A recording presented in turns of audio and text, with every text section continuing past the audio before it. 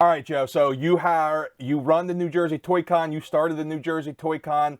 Let's start at the beginning. What got you into toys? What got you into collecting toys? That's a very good question to start from the beginning. Let's see. I would think I was 6 years old. I'm a huge Star Wars fan, and 1977, of course, comes. I was born in 1972. Star Wars comes, and it's forever, I guess, changed my life. I started being a collector really of action figures at the age of 6 in 1978 when the figures came out. Didn't realize I was what a collector was, and nobody collected action figures back then. But as time went by and I went to law school, I actually realized there was a small shop very close to where I was living in Delaware, and I realized that these collectibles, and eBay just started, so it was like 96, that there was a real market for this. There was other people out there that loved that stuff as much as I did. And to see that, of course, everything in our business is nostalgia driven. It just got me sucked back into collecting action figures and going down that whole road. And then I eventually turned it around and I got back into collecting comic books. And then I discovered original comic book art, which led me in 2009 with a business partner to stop a show called Comic Art Con that I still do today. And I love doing the shows so much that I wanted to monetize it into a business. And from 2009 to present, I've now started other shows, purchased other shows, and turned it into a whole business. So much to the point where I've retired this year, starting January 1st from law. And I just run all these conventions. I consult for heritage auctions, and I buy and sell higher end collectibles. So I've turned really what started as, a 6-year-old, little boy, and now I'm 49, and I've come full circle back into what I love. And putting on the shows has brought me so much more like joy and pleasure, seeing that I could, during COVID, provide some normalcy or some happiness to people, and seeing my shows and people sharing their passion with others and the whole thing. It's been really rewarding. So basically you were a lawyer and you somehow managed to take being a lawyer and replace that with toys. Pretty much in a nutshell, yes. It took a while to take Veteri Productions, monetize it into a business. But this is 12 years later, 6 shows. I do over 20 shows a year. I do a virtual show as well for the Mythic Legions IP that Four Horsemen do, and it's become a whole life. I love it. I love it. Day in and day out of toys, collectibles, pop culture. I love it. It's much better than representing clients in a legal capacity, I can tell you that. One of the big problems, at least in a lot of people's opinion in the collecting community right now, is the so-called scalper, which I actually have a video on that coming out tomorrow, how I think as a world now we literally call everybody scalpers. It's kind of scary. But here's Joe, who's making his living in toys, and he's doing it not through scalping. So for you people who show up at 8 a.m. at Target every day and then sprint to the toy aisle, your business model is flawed. Just wanted to let them know right there. The other reason why I retired from law too was not just the love of what I'm doing. It's just that it was holding me back, actually, to be honest with you, Matt. I couldn't take it to the next level. I have so many eyeballs on what I'm doing. How do you monetize that? Now with sponsorship, marketing, there's so many other things that I could just never focus on. I could never have enough time to do. I'm married, with 2 young kids. So between my personal, my business life, it's just something had to change. And I said, you know what? When most of my income is coming from the conventions and collectibles and what I'm doing, it's you focus on that and get rid of the other ancillary things in your life that are just literally what was holding me back from taking to the next level. So there's a lot of great things I have coming planned that I'm working on now. I'll tell you, as a guy who's trying to fully replace his old income with toys, it's encouraging to see others do it. Very encouraging. So it's like anything else in life. You work hard, you'll get it done, and you're well on your way there, Matt. So let's talk about New Jersey ToyCon. So that was my first visit there. And I was really blown away at the scope of it, considering it's, you know, it's a regional East Coast con. Yet the dealers, there was still a ton of dealers. There was a ton of people there, despite, no matter, like, you know, we're still coming out of this whole COVID thing, but, you know, people were still piling in. What is the future of New Jersey ToyCon? Well, to be honest with you, the version that you saw was actually the watered down version. Okay. You know, still because COVID guidelines, et cetera, that we strictly adhere to always. There was the watered down version. Back in, we did it in Parsippany, we had a lot of other activities that you could actually do there. And to me, you know, I didn't want ToyCon just to be another show with tables and you know, and granted, it's 170 tables, close to 100 dealers, of anything pop culture you could possibly dream of is there, and that's awesome. And as you were there too, you saw the excitement and what was going on, and you know, it was amped up and it was awesome. But always the vision to me for that show was having other activities that people could do, like, you know, classic arcade games. And before, I had Microsoft come in and do you know, video game consoles that we would stream, and other shows that we compete against each other.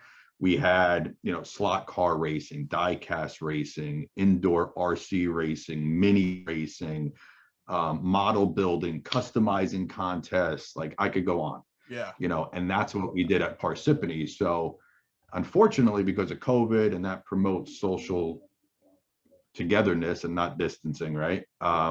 I've had to cut that out. So I'm looking forward to bringing that back, you know, to answer your question, like, what's the vision, is to get that back. Because I want people to go into their pocket once. So, like, listen, you know, you're spending 15 bucks, whatever, to get into a show. I want it to provide even more value, so that someone could pay 15, not go in their pocket again, and then do all these fun activities, these interactive activities, and then also shop. So that's my goal. And I see it's growing, you know, like, we're going to grow out of that space real soon. We're there, you know, once you add the activities, you know, we're going to need a lot more space, you know, instead of 20-something thousand square feet, we're going to need probably double. But these are good problems to have. These are, you know, growth, you know, so, you know, we're working hard towards that, and we're going to see how things go, you know, see what the state does with COVID and the vaccine and where we go, but that'll dictate a lot. So here in Pennsylvania, we are fully guidelined gone. I think as of May 31st we were. At least they're pretty minimal as long as you're vaccinated. So the hope is that all the other states, everybody gets there soon, so we can kind of go back to normal life. Your previous venue, did you guys have a bigger location then, or was it still around that 20,000 square feet? No, it was closer to 30,000. Okay. Yeah. Okay. So we were allowed to, you know, have 2 major gyms and a hallway area and a smaller room for vendors. And then towards the other half of the building was where the activities were. Gotcha. Very cool. Very cool. So what activities that you have not done yet are you prepared to tell us that are, like, in your head percolating right now? Anything new? To be honest with you, I haven't gotten to new yet. I'm more making sure that whatever activities are there are very interactive, you know. So if it's you know, Beyblade tournament, you know, kids active, you know, challenging each other like that, or virtual reality. I've spoken to a lot of virtual reality firms that could come in and provide all the equipment and provide that experience, which we've done. Like, we've done a mix of all these things at shows, you know, but it's going more down the tech space, you know, introducing people to new product, new experiences.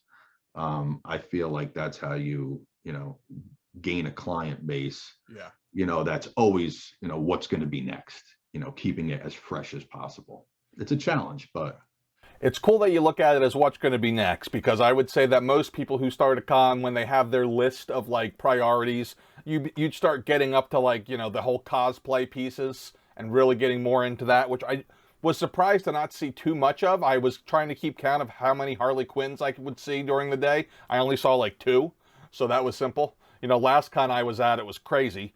And then guests, which I'll touch on in a minute. One thing about New Jersey Con that really blows my mind, $15 to get in the door. Have you priced any of the other cons recently? Like what the crazy amounts they're charging? I believe my con is on the lower end. It is. Yeah, and I try to keep it like that. Even when I add more the entertainment aspect, which of course costs money. I'm hiring third-party companies to come in to do that.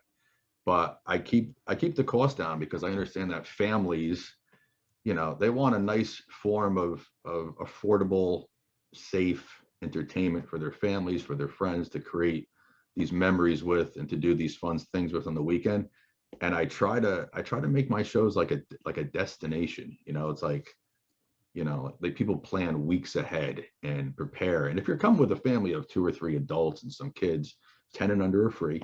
It could get costly. Yeah. So I try to also think about my vendors.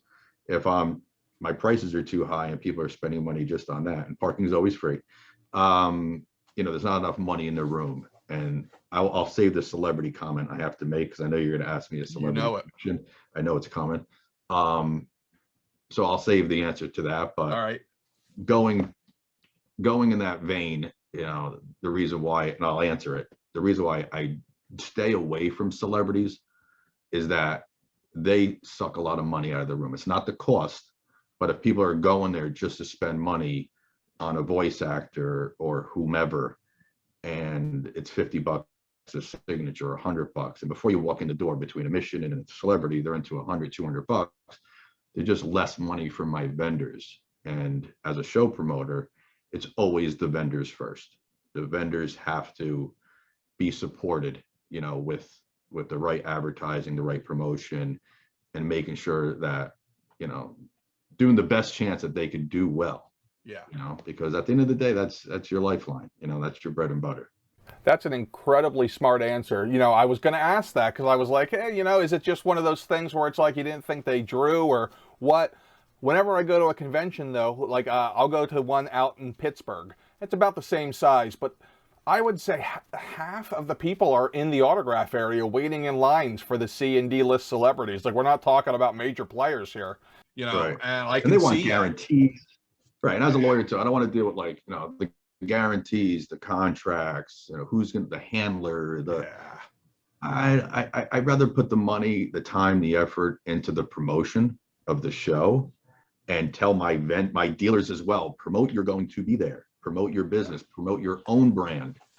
And together we can make a show that has just incredible energy and a great vibe and a nice, fun afternoon, day for people to come out and enjoy their hobby with their friends and family and their children, and create that. Like, I love going through my own show. I don't dress up with my name on my shirt, that's my show. I want to get the raw experience, like the pros, the cons, how I can improve, and hear everything firsthand without any type of filter. That's the greatest gauge to me. Yeah. Well, it's so funny. A lot of things are kind of clicking to me. So when I was going through your show, one of the things I noticed, and I talked to these guys a lot about how to shop at cons and how to really just look vendor by vendor, look for something the going price of, and if it's a good price, look at everything else. I'd say 90% of the vendors there were at or below market value.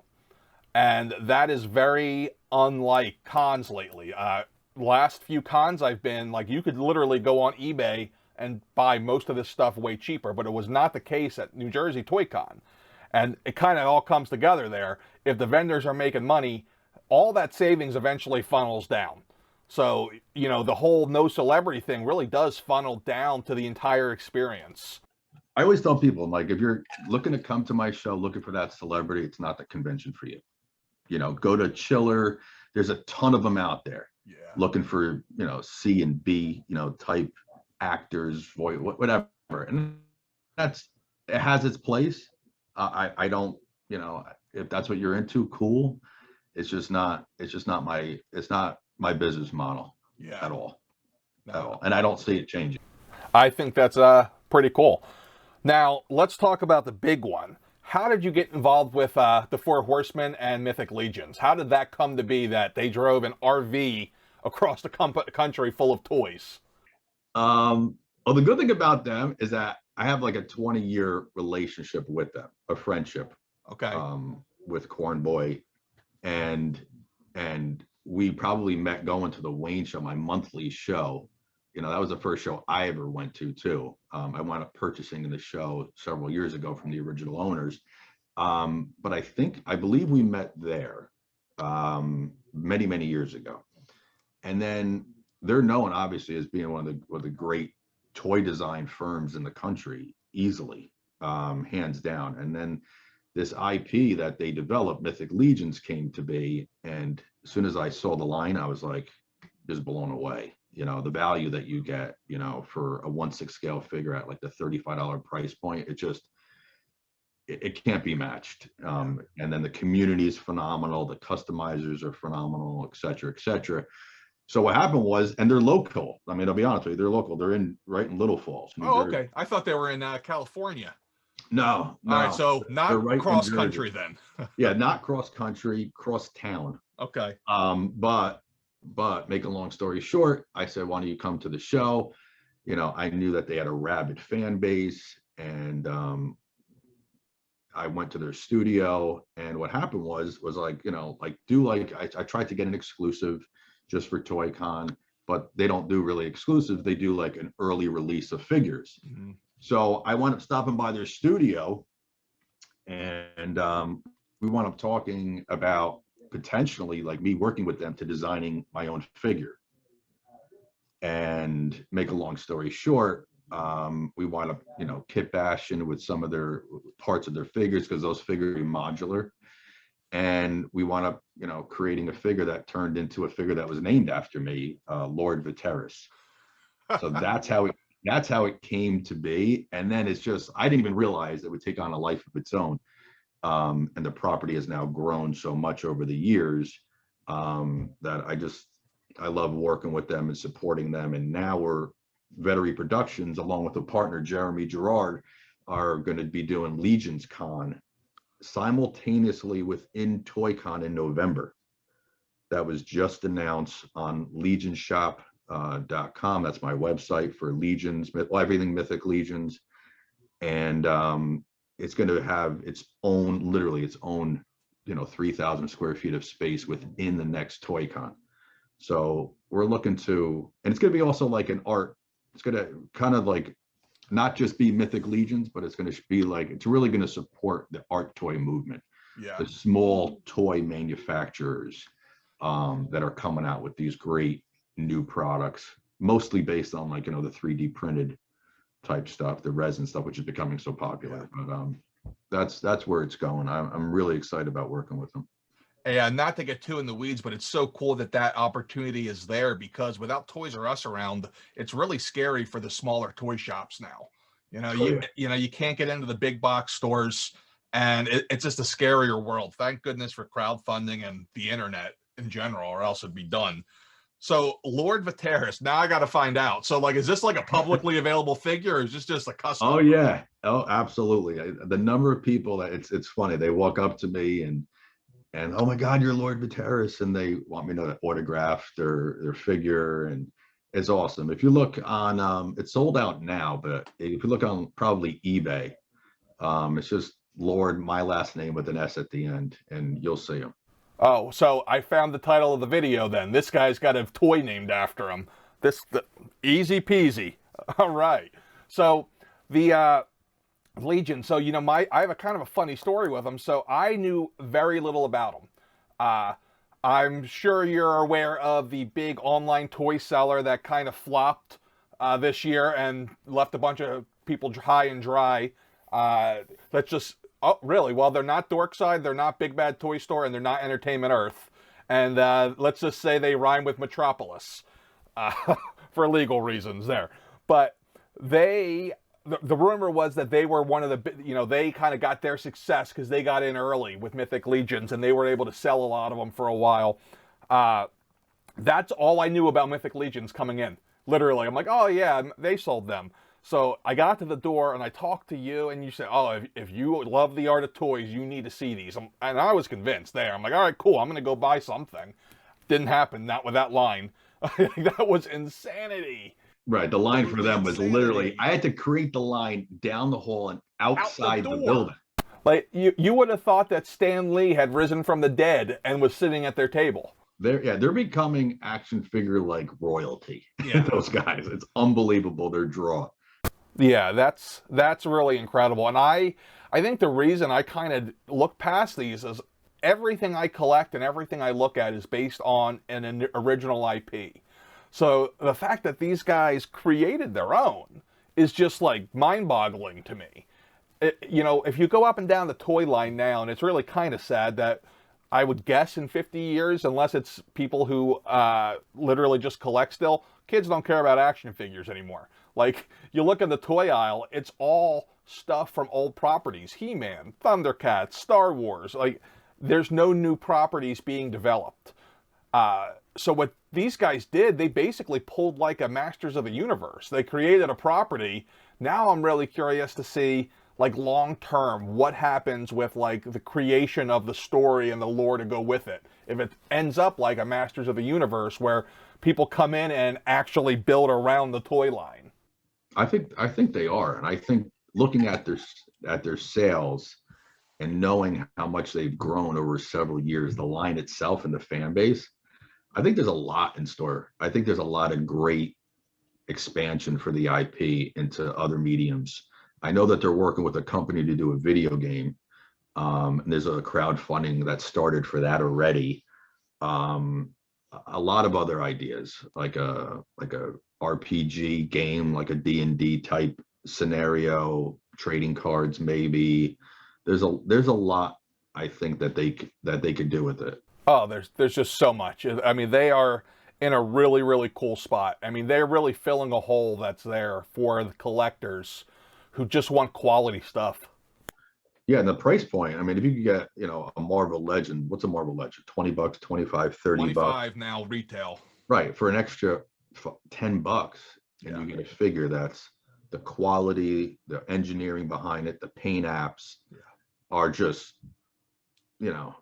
eons ahead of everything else out there. The price point is not bad. And once you hold one in your hand, that's it.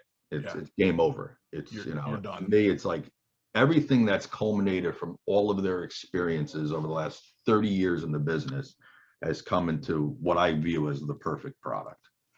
It is the perfect action figure. And I think at this age, hitting 50, I pretty much know, what action figure royalty is, and that's it, in my opinion. I mean, like, I don't think you can look at them and ever say that they're not beautiful. Yeah, no, absolutely not. Like, I have not had the chance to look at them in person from a close distance, but just from the far distance and the internet stalking I've done of them.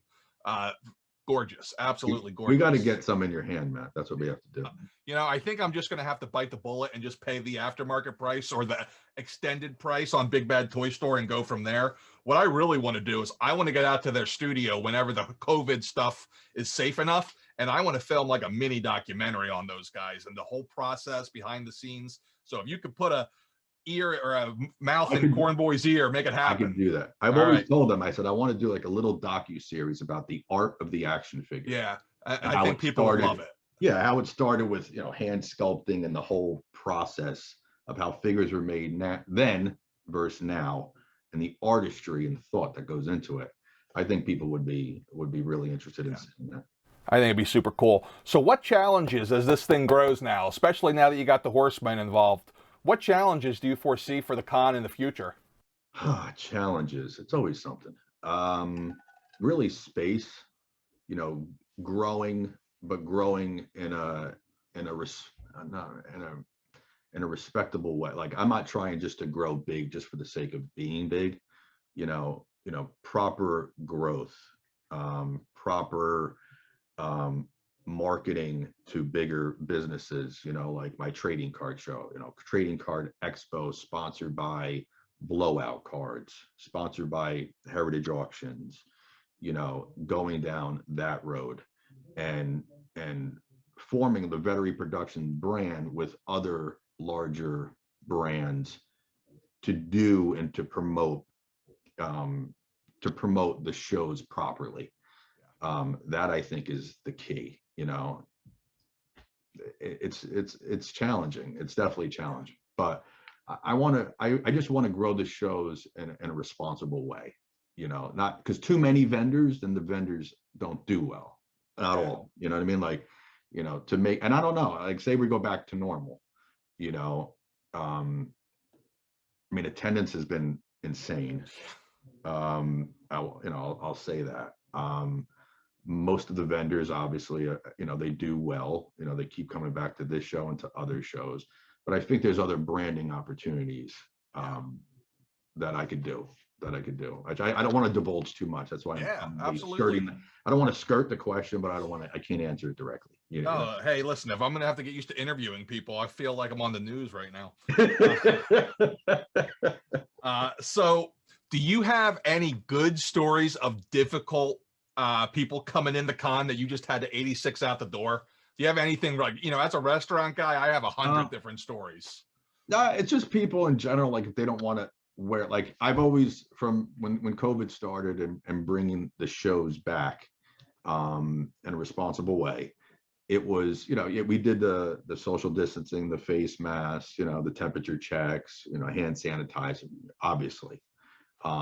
We followed the letter of the guidelines to a T, but sometimes people just had trouble wearing the mask right. Yeah. I know that it's just like they would come in with a mask, but it would be like below their nose. It was kind of like defeats the purpose. And then when you said, please, you know, cover your nose, sometimes people, you know, weren't too happy about it. I mean, I'll say, I mean, of the thousands that have come to the show over the last, say, year, tens of thousands, huge majority of them, once I said, or one of my staff had them correct and put the mask over their nose, they were completely fine. Yeah. Sometimes you don't even notice. You're talking and it's down and you forget. I get it. But there were other people that got very like offended, you know. Yeah, I have that problem. I have a huge mouth area. So as soon as I start talking, it goes down. Like they don't make masks that fit a jaw this large and this animated. It's a problem. Like I probably should have like switched to a face shield, but I look like an idiot in those. So I can't see you in a face shield. No, I can't do it. Not with a bald head. You end up with a tan line. Yeah, I was gonna say, like, yeah, I wouldn't do that either. No, yeah. Not happening. But sometimes you're talking and it goes down. You gotta like hold it out so it doesn't like get caught on the goatee.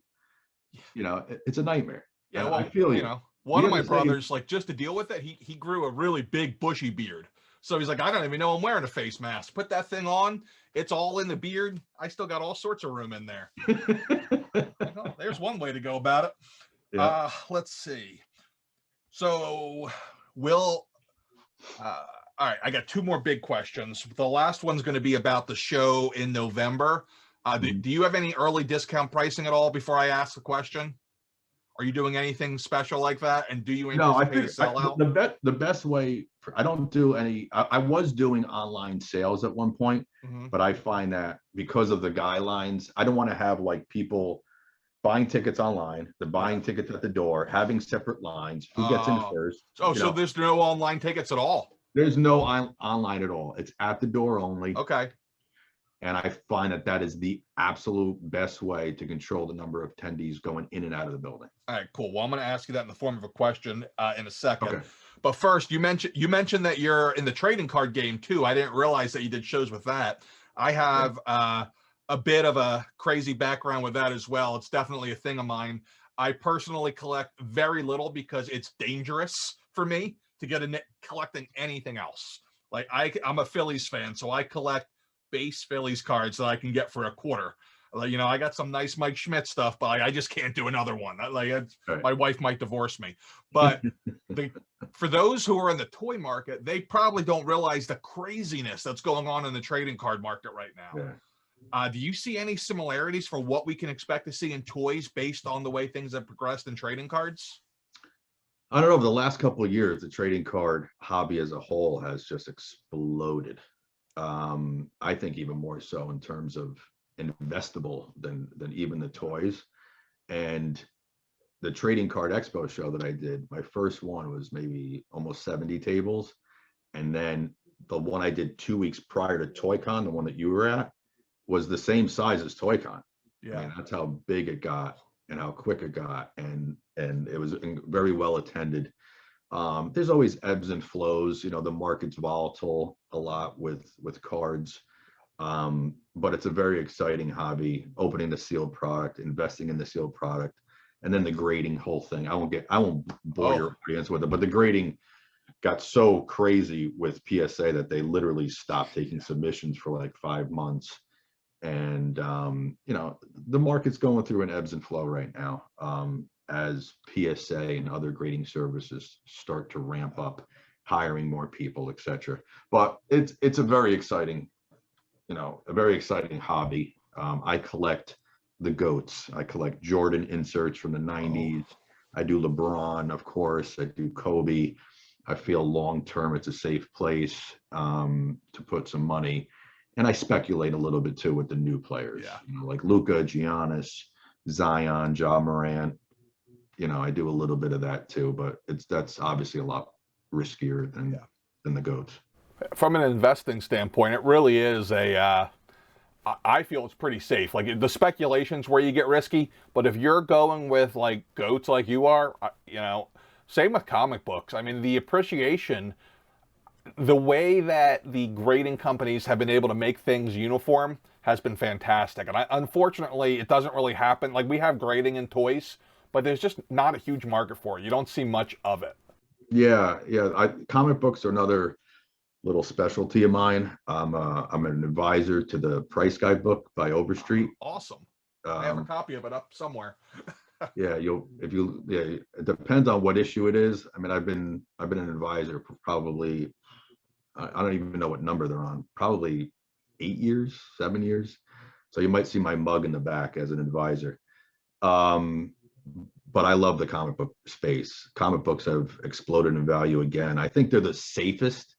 If you were to ask me what's the safest, I think investable pop culture collectible, it's key comic books from the silver, bronze, and copper age, hands down.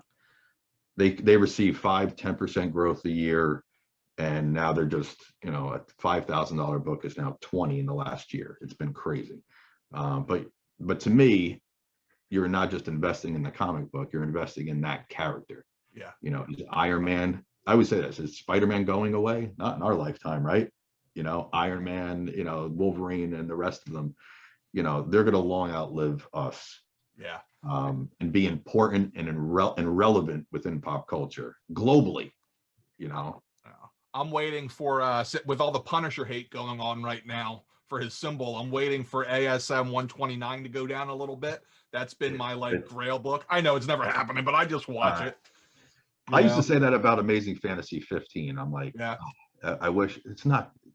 They're not going to FF1, X-Men 1, Avengers 1, Daredevil 1. It's like these books are iconic. They've been iconic since they came out, you know, and they just have seen growth. And as they say about history repeats itself, you know. So I think historically, these items are incredibly important. And they're not just America's pop culture; it's a global pop culture.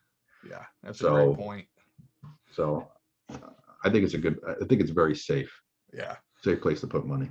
All right. So what's the date on ToyCon? November 11th? Is that what I saw? It's November, hold on one second. November 13th and 14th. All right. So November 13th and 14th is the next big ToyCon, and it's being held with Legions Con. So tell us a little bit about what to expect, when to get there, anything like that. Get there early. Really early.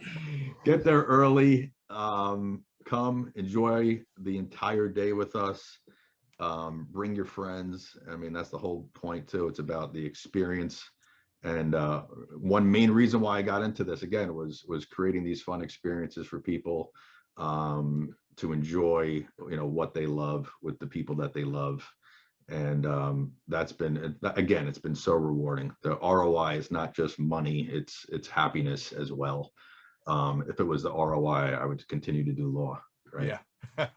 Well, tickets are not available online. You can only get them at the door. So folks, seriously, when I got there an hour before the early bird for the last show, the line was already wrapped around the building. So I would highly suggest, if you're not local, getting a hotel and getting there early, 6 o'clock. Yep. What was the earliest you saw people get there this time?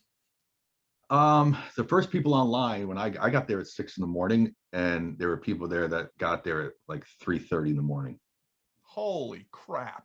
Yeah. That's what I said, to be honest with you. But these are dedicated fans. A lot of the fans are there not just to get in early, to have first crack at whatever vintage or whatever items they collect, but to meet with the Four Horsemen and to be online first, and to get in first. I mean, that's just their thing, and they were there twice in a row that early. Yeah. Wow. That Saturday and Sunday was like the same early crew. And I'm like, I already told my wife, I said, I'm getting a hotel for the next one. I'm not doing the drive early. I might try to get there around 4 or 5 a.m. just to film everybody, because that's a pretty interesting story. Like, I used to love going to the Midnight Madnesses or toy releases just to see everybody line up, and everyone's excited, and it's just a fun time. Yeah. So we have a lot of things planned for the next ToyCon, and then adding the Legions Con component to it is a whole other thing. Like, people are already flying in from Sweden, California. Once I made the announcement on legionsshop.com, it's in various Facebook groups, it's gone like, we have the biggest and best artists and customizers from all over the country, the world, flying in already. So that's going to be in and of itself very exciting. And I think it's going to add a whole new dynamic. If you thought it was busy before, I think it's going to be just off These are the times I'm glad that I'm tall, so I'm above the crowd a little bit. You're very tall. I mean, I'm only 5'9", so I'm like very average height. Yeah. It also helps that my best friend who goes with me to these things is 5'4", so I look like a monster because he looks like a normal sized guy. So I look like I'm the Big Show walking around. Yeah. Definitely helps. So before we wrap up, do you have anything that I didn't ask that you'd like to add, or anything that you can think of that I should have asked that we can throw in there? For information about me, about my conventions, you could always go to VeteriProductions.com. Most of my shows, all the big shows, have their own dedicated Facebook pages. You can check us out on Instagram at ToyCon NJ_VP. That's my Instagram. And feel free to email me if you have any questions, if you want to be put on any of the attendee lists that I send out, my dealer email list. If you want to be a dealer and you want to inquire about a show, feel free to reach out to me through the website, VeteriProductions.com. I'll get back to you right away, and hopefully add more attendees and dealers to the family. And for anybody who's just looking for a toy show and doesn't want to wait till November, you do this like every other week? You do a smaller show? I do a monthly show. It's the first weekend of the month. Yep. Wayne, New Jersey Toy Show. It's literally anywhere between 90 and 120 tables of collectibles and of everything you could think of, from toy to comic book related, everything in between. And we do it every single month. It's either Saturday or Sunday, depending on the month. Check the website. The next one's June 6th, which is a Sunday. And, like I said, we do it every month. There's at least 1 or 2 shows pretty much running, every single month that I do. Awesome. Well, if you don't want to wait, the Mythic Legions guys won't be there, but if you don't want to wait, you can totally go to a toy show like next week. Yep. All right, man. That's all I got for you then. I appreciate it, Matt. Thank you for taking the time to interview me. And I really appreciate it. It was fun. Thanks for doing this. And definitely, I'll be in touch with you. Like I said, if you can get the Horsemen, let's do it. I want to showcase their stuff, but I'll see you for sure. I'll take you to the studio together. You and I will go to the studio together. That'd be awesome. Cool. All right, brother, I'll let you go. Have a great rest of your day. I know you're busy. Yeah, you as well. Thank you. Thank you. Bye.